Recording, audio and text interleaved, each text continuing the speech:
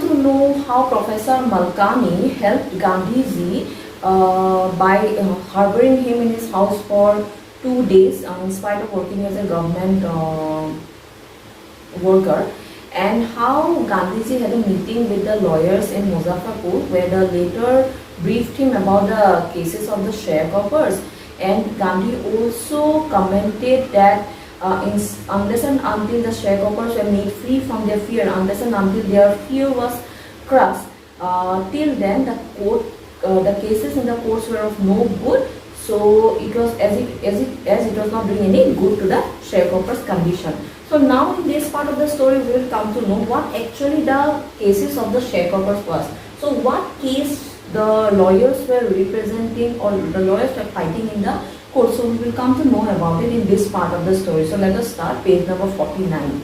Most of the arable land in the Samparan district was divided into large states owned by Englishmen and worked by Indian tenants. The chief commercial crop was indigo. The landlords compelled all tenants to plant 3/20 or 15% of their holdings with indigo and surrender the entire indigo harvested strand. This was done by long-term contract.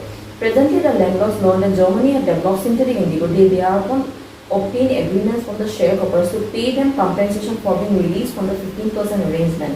The sharecropping arrangement was extended to the peasants and many signed willingly. Those who resisted engaged lawyers. The landlord hired thugs. Meanwhile, the information about synthetic indigo reached the illiterate peasants who had signed and they wanted their money back.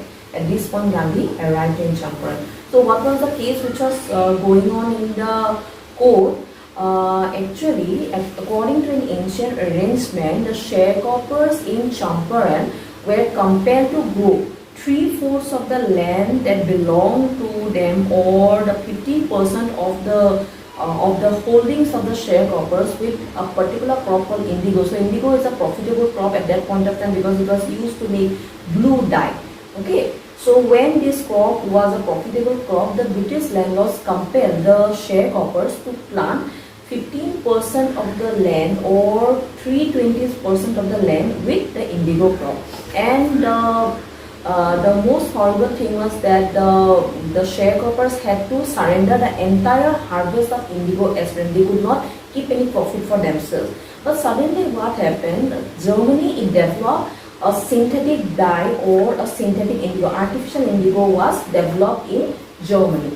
Now, when these Britishers they came to know about the invention of synthetic indigo, they were scared that they would now no longer get any profit from the indigo crop.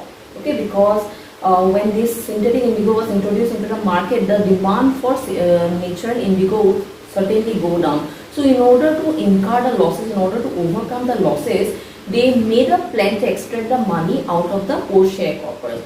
So what they did, they made an agreement according to which the sharecropper would be freed from the ancient arrangement, but the condition is that he had to pay a compensation for that. So when the sharecroppers came to know about this agreement, they were very happy. They agreed to sign this agreement, and most of the sharecroppers they signed willingly. But those sharecroppers who didn't have money, they couldn't afford to give the compensation money. Therefore, these sharecroppers were exploited like anything, and these sharecroppers they had to appoint lawyers to fight their case in the courts.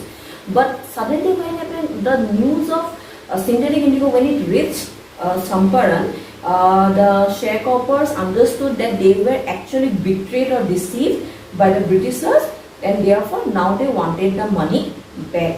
And at this point of time, Gandhiji he arrived at Champaran. So Gandhiji, the next part is about Gandhiji's course of action. So how he started to go legally about the case of Champaran.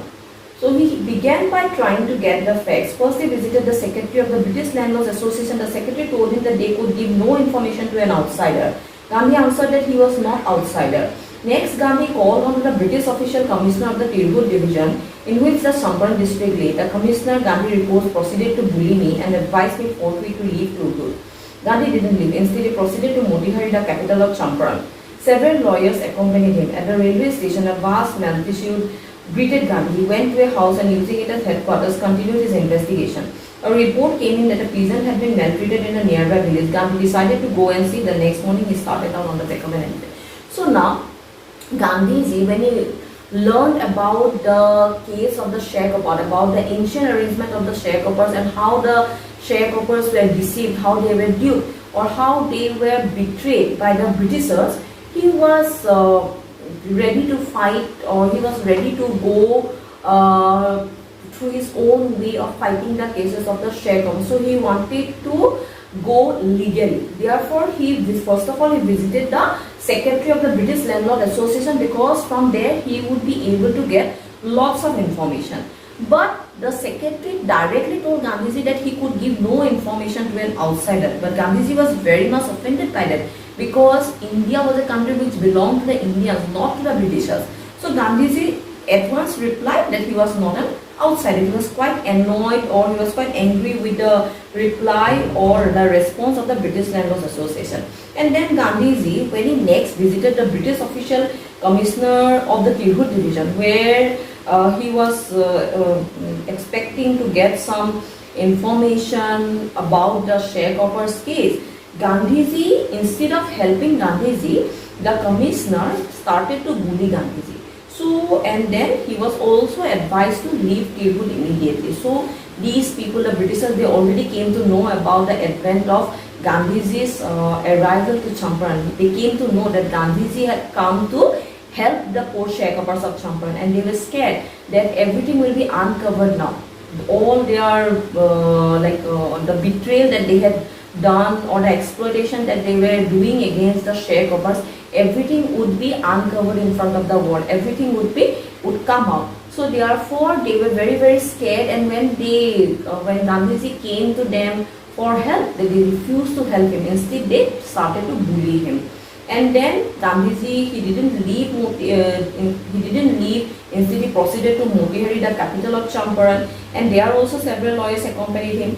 And then, using a house as a headquarters, he continued his investigation against the sharecroppers case. And then, when he heard that a peasant had been maltreated by the Britishers in a nearby village, he decided to go and see.